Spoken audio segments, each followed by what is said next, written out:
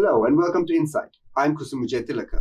My guest today is Rehan Jayawickreme, the former chairman of the Weligama Urban Council and the current vice chairman of the SJB Youth.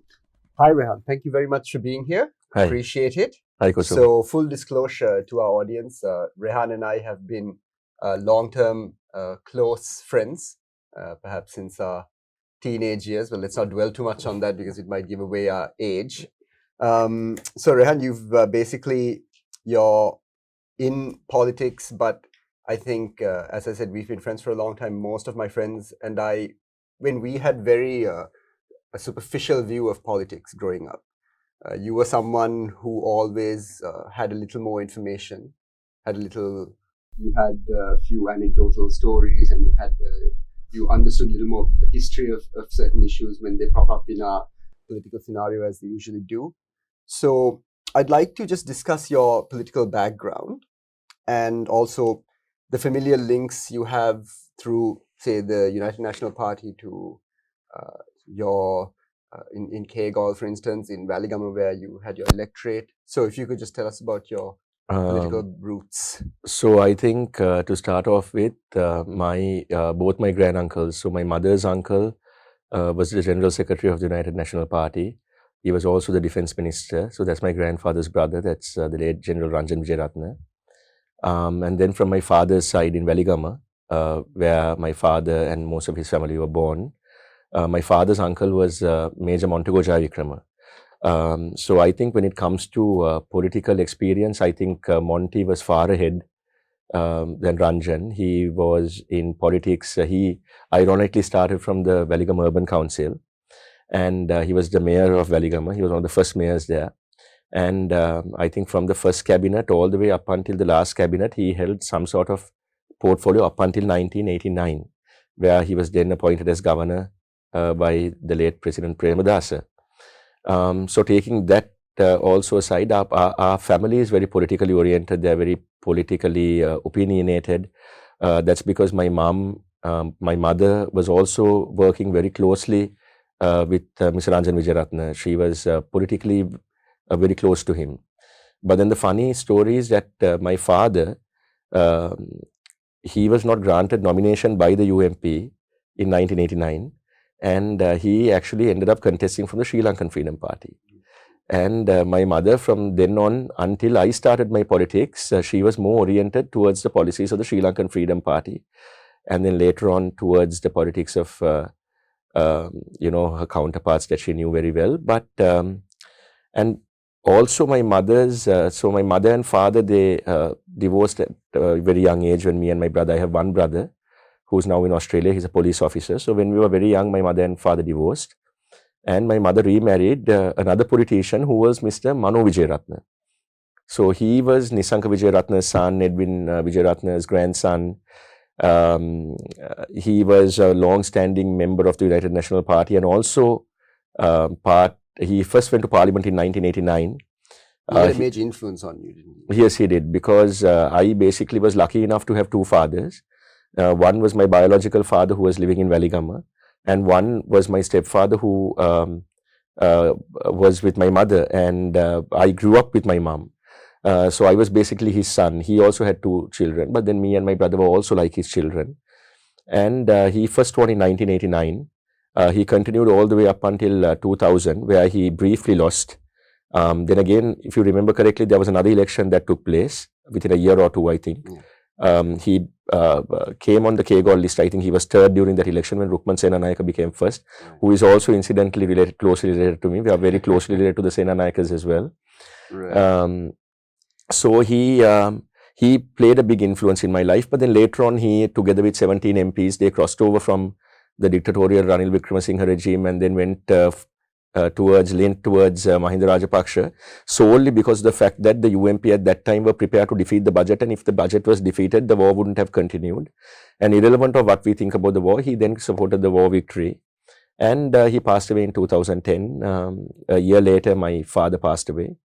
And I started politics in 2015. I officially joined the United National Party. Even though I was very reluctant to do so under the leadership of Mr. Wickremesinghe, I still did it. That too because of Mr. Premadasa, who was the deputy leader at the time, because of his influence, and Mr. Karu Jayasuriya. Right. and I contested my first election to the urban council. And I basically started my politics, even though I was from a political background. I didn't see that as a qualification, neither did I see it as a disqualification. But what I thought was that the best thing to do would be to start politics at a lower level. And then I ended up becoming mayor of Weligama, or chairman of the Weligama Urban Council. And the rest is now, I think, history. And it certainly is. I mean, just before we come to your political career, I think you've also had a colourful past, and you've had some run-ins with the law which are well publicized. You've also had an infamous relationship with the son of another MP.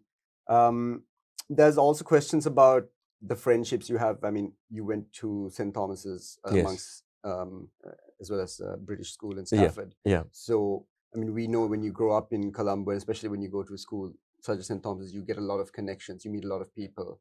So some of your relationships, friendships with political personalities have been questioned, especially with people on social media. They ask these questions. So would you give our audience an understanding of all these relationships and just sort of, because the allegation is that, okay, this is another scion of a political family of sorts who is also, I guess, an entrenched member of political elite, etc. So could you just sort of push back against that critique? No, so I'll start off with about the friendship that I shared with, so I'm going to be very open.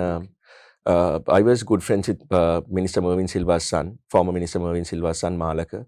I got to know him when I was about 16 or 17. Of course, our friendship has been much longer than that. We've known each other since we were children. But I did associate him very closely. I'm not going to lie to you. But there was a point in my life where I realized that I needed to make a few changes, that I can't always continue partying, that I needed to get my foot into some sort of career. And then, because I always want to get married and have children, I thought that this is going to be my next step. But saying that, in 2012, we had a run-in with an army major. That was the famous army major incident that happened outside the Jai Kilton. And we were watching election results at that time. And yes, I do admit that I was there. However, I was not part of anything that happened afterwards.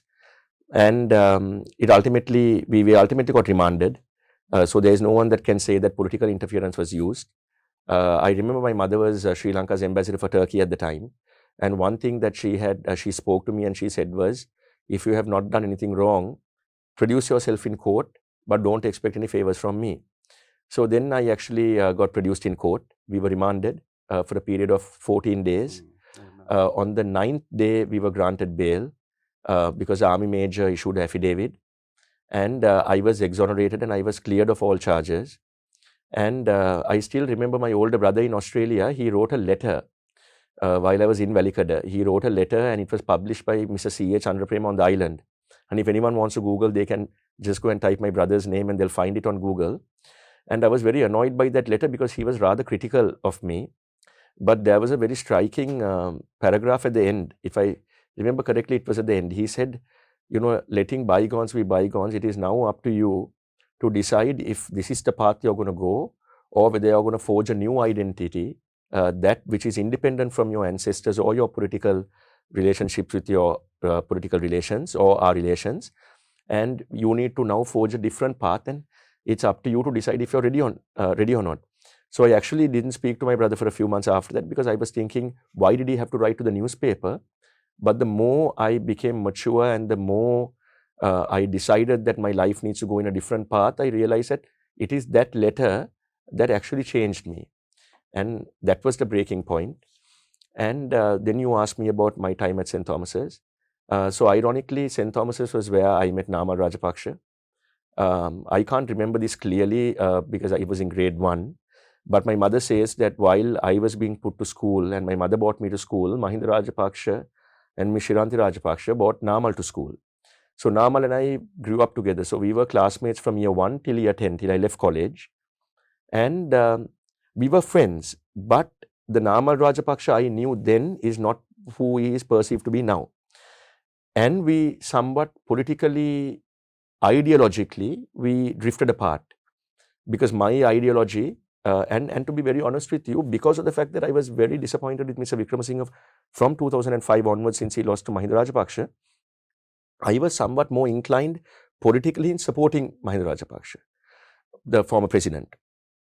But then it came to a point post 2010 when I started seeing all these human rights atrocities. When I saw Lasantha being killed, when I saw in the papers that Lasantha had been killed, when I saw the Keith Noya abduction, when I started seeing the white vans and how predominantly they were being used in Colombo for anti-terror measures, and when people were not returning back to their families, that kind of drifted me away from the political ideology of the Rajapakshas.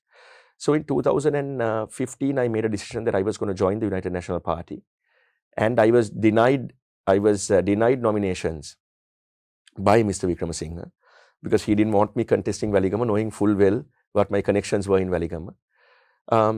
So that's the history I have with them. But like I say, Kusum, my life has always been an open book. There is nothing that I have hidden in my life. But I always believe in reinventing myself or changing for the better. And I think from the time that I was arrested in 2012 to now, I think not only my constituents, but I think the general public know what I'm about now. My ethics, my morals, my political morals are very clear, and have always been clear. Right.